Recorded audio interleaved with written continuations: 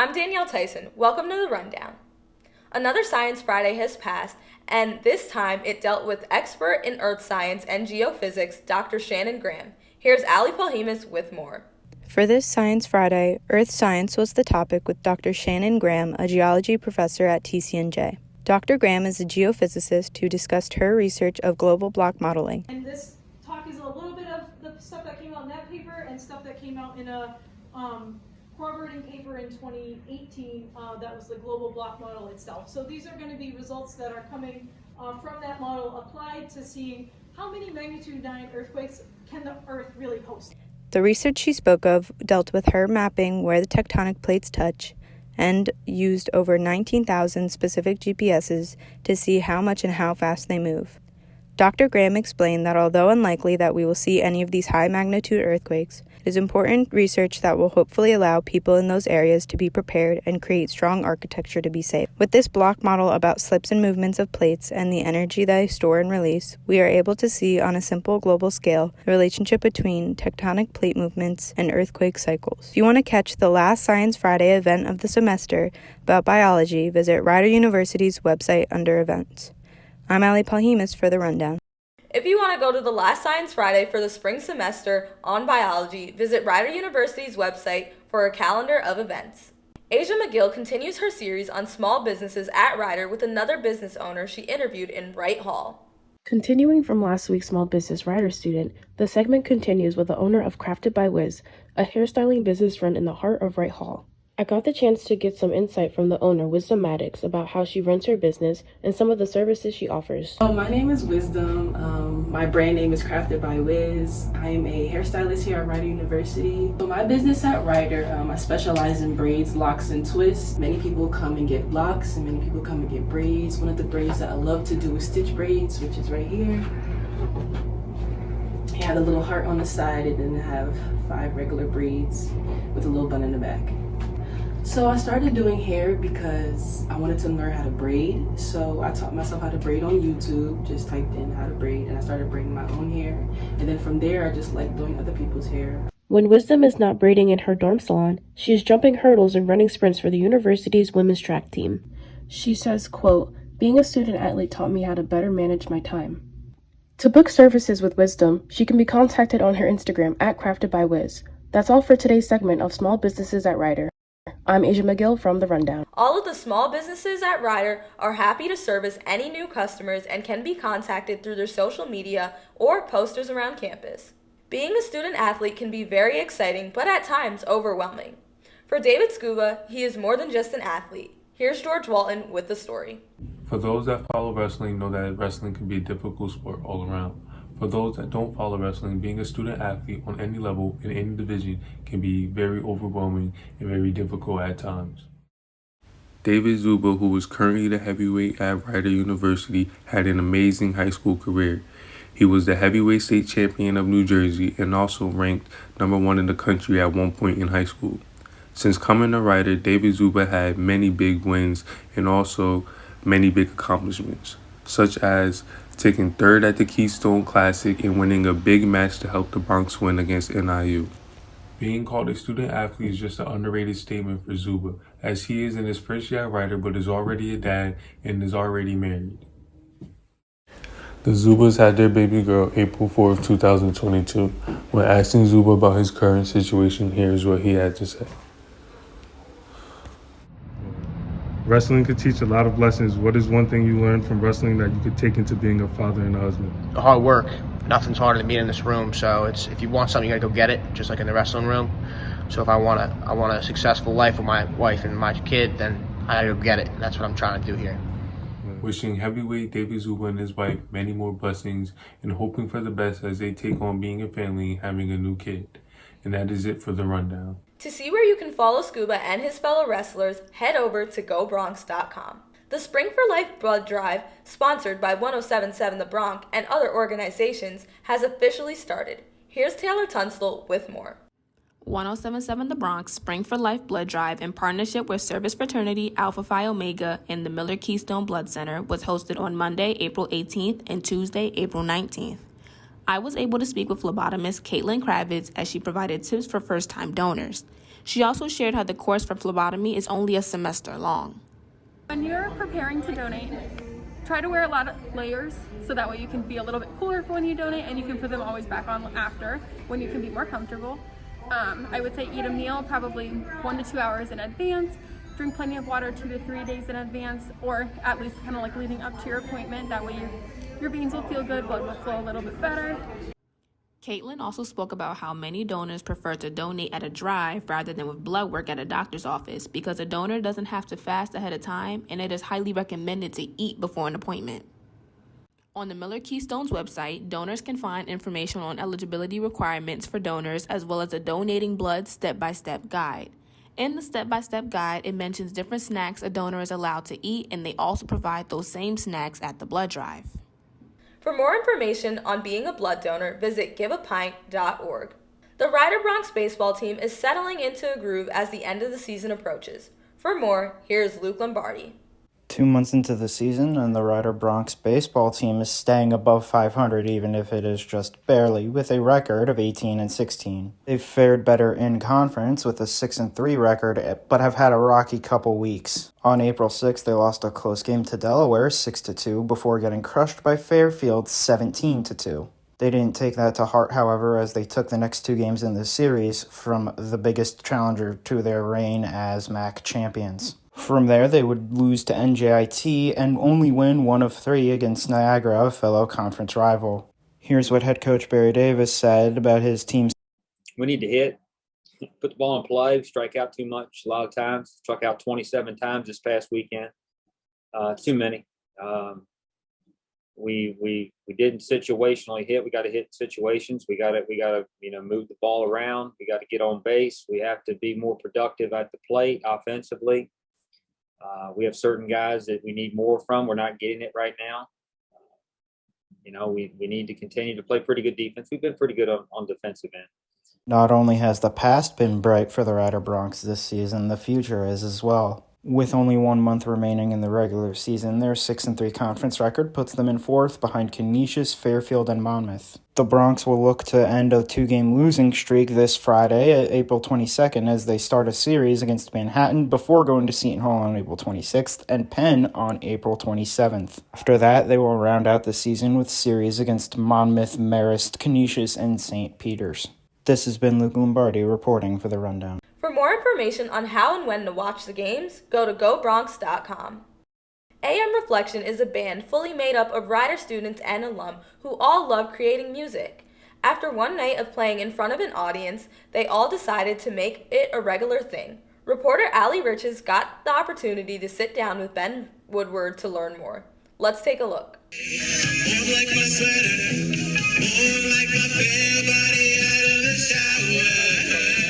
AM Reflection is a band made up of a fun group of Rider students who love to play music together. Tenor sax Ben Woodward was able to give a deeper look into how this band was started. AM Reflection, I believe it kind of officially started summer of 2019, heading into the fall was when that was put together. And it was very interesting because so Alex Murphy, who's the head of the band, he had actually assembled a squad of current Rider students and other Rider graduates that all performed in the cabaret that spring before the summer hit. So it was fun because we all ended up playing together and singing together on some music that Alex wrote back in February and March of 2019. And we had a small performance here on campus, before he graduated. And then he kind of hit me up over the summer and asked me, hey, do you want to be in a band? I got a bunch of great musicians together and thought it would be a great idea. And I was like, hell yeah, I want to be in a band. However, AM Reflection didn't let COVID stop them. They continue to write new music, perform in front of live audiences, and stream their music on Spotify and other streaming services. So AM Reflection now is actually in a very fun stage. We've been recording some new songs as well as re-recording some older songs that one of Alex's friends who lives up at William Patterson University is going to help record and produce for us. So we've been heading up there whenever we have time, record parts separately and get all that stuff situated. And at the same time, we've all just been still working on the creative process and writing new lines and new music and new lyrics. Ben Woodward, who always wanted to be in a band, was able to achieve his dream. His love for music started at a young age and has only grown since. Getting started into music, I guess, ever since I can remember, like, my mom used to drive me home from school, you know, in preschool onward, and she'd always have on, like, jazz radio and things like that. So, I mean, I don't know, I've always just tried to match pitch with songs and try to sing along the best that I could whenever I wanted to. And then when it came to actually, like, pick up an instrument, I had this friend named Bobby in elementary school in 4th grade, and we were both very competitive with each other with everything that we did. And, you know, I didn't pick the saxophone because I wanted to play the saxophone. I picked it because I thought it looked cool, and because he also picked it, and we were, like, trying to see who could play it better. So it kind of started as, like, a mini fun rivalry between friends. However, Ben isn't a music major, but an environmental science major. With most of the band being alumni, Ben hopes to still continue to pursue music in the future. I don't necessarily have to get a degree in music to do music. You just have to put in the time and effort like anything else, and then get the good connections, and anything's possible from that point. Show your support for Ben Woodward and AM Reflection by following them on Instagram and Spotify. The NBA playoffs are finally here. Here's Zach Heffler with more information heading into this year's playoffs. The 2021-22 NBA regular season is officially over, which means it is now playoff time. Some of the game's biggest and brightest stars will be partaking in this year's quest for a championship, including Kevin Durant of the Brooklyn Nets, Devin Booker of the Phoenix Suns, and this guy. This guy, Joel Embiid, led the league in scoring this year, averaging 30.6 points per game, but it's this guy that's going to win the league MVP. Booker and his backcourt mate Chris Paul led the Phoenix Suns to the best record in the NBA with 64 wins and 18 losses. They will hold the number 1 seed in the Western Conference for the first time since 2005. The number 1 seed in the Eastern Conference is the Miami Heat, led by All-Star Jimmy Butler and All-NBA caliber big man Bam Adebayo. This duo led the Heat to the best record in the East for the first time since the LeBron era back in the mid-2010s.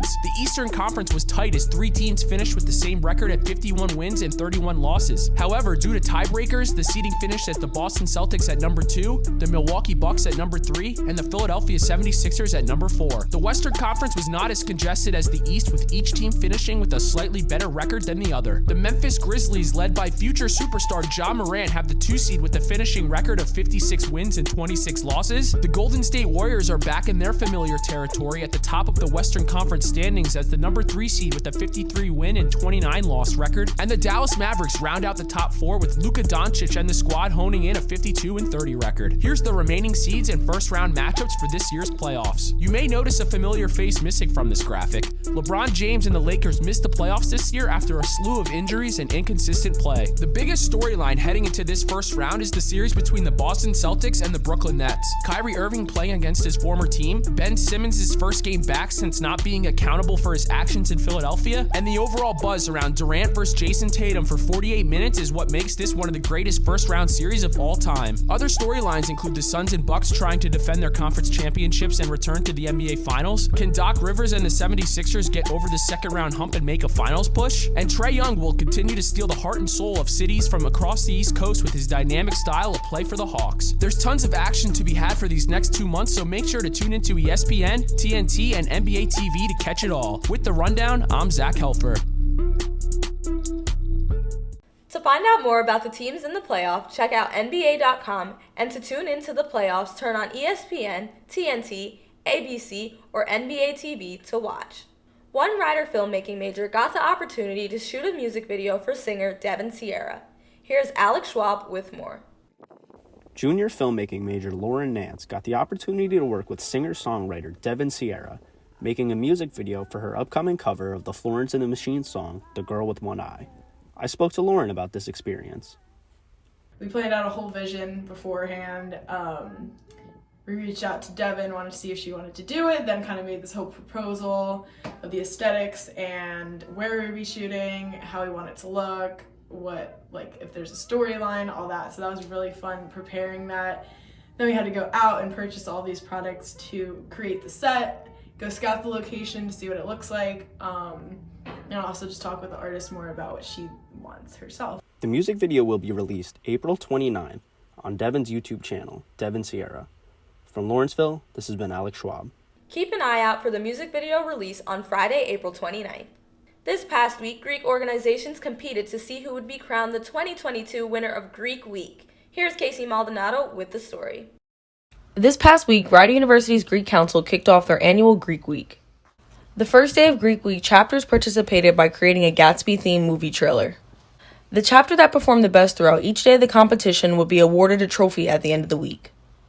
Day 2 of Greek Week called for chapters to participate in Are You Military Fit?, an event where military officials come out to Rider to test if students are physically fit enough to perform their fitness test. Chapters could earn points by participating in the event or assisting with the preparation to earn points for their respective organizations.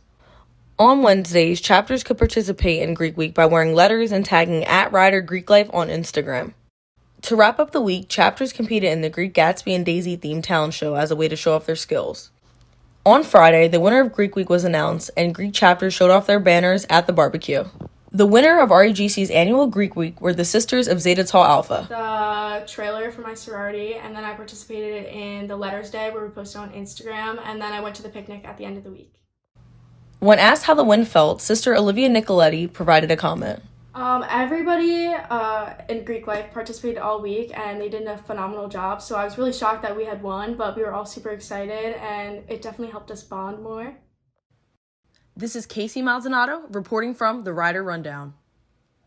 Hello everyone, I'm Sean Harrington and I'm here with Charles Muley to talk about Greek Week last week. So Charles, thank you very much for being here with me. Thank you for having me, Sean. Awesome. So can you tell the viewers a little bit about what Greek Week is? So Greek Week is kind of this competition between all the Greek life fraternities and sororities, between all the different councils, and we all come together, basically compete for one grand prize at the end.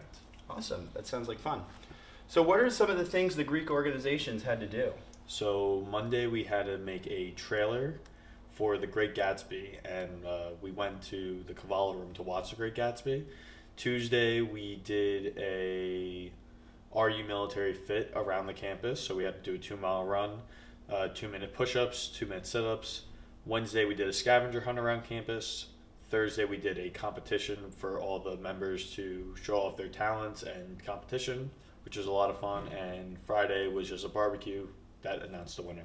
Great. And who was the winner this last week? The winner was ZTA.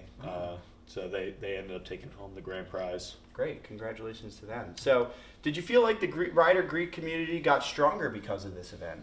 I believe we were forced to bond more with each other and definitely brought some of us closer together, because I know for me personally as president, I was reaching out to other orgs, seeing what they were doing and seeing what ideas I could get off of that. Awesome. Yeah. And the last question I have is, what did you enjoy most about this event? I enjoyed using my creative side with the trailer and the posters we had to make, and I enjoyed seeing all my brothers kind of show off their talents and really come out of their shell. Awesome. Well, that's all the time we have for today. Thanks, Charles, for being here. Back to you in the studio. Reporter Sean Harrington and I got the inside scoop on 107.7 The Bronx Excellent Egg Hunt. Here's Sean with more. The sun was shining, birds were chirping, music was blasting, and Rider University students came together for 107.7 The Bronx Excellent Egg Hunt that took place on Thursday, April 14th. One of the biggest campus traditions of the year on Lawrenceville's campus, the Excellent Egg Hunt took place right in front of the SRC building on the campus mall and had many activities for the students to partake in. There were food trucks from many different places like Savory Leaf Cafe, Di Lorenzo's, and Mama Dude's. A petting zoo with animals such as goats, sheep, and a pony were in attendance as well. Students also had the opportunity to take a picture with the Easter Bunny. At 12:40 is when the madness began, with the egg hunt getting underway. 10,000 eggs were scattered all across the campus mall, containing all sorts of prizes. Some of the things participants could win included candy, gift cards, Rider apparel, headphones, and the 2 grand prizes of an HD TV and a $1,000 gift card. Student Hannah Hartwell gave her thoughts on the event. The egg hunt this past weekend was really, really fun. I won actually a lot more than I was anticipating to win. I got a lot of really cool things actually. I got like PJ's Pancake House voucher, some tickets for the Trenton Thunder baseball game, which is actually really cool. The bowling alley, I got 2 free games, which is really cool.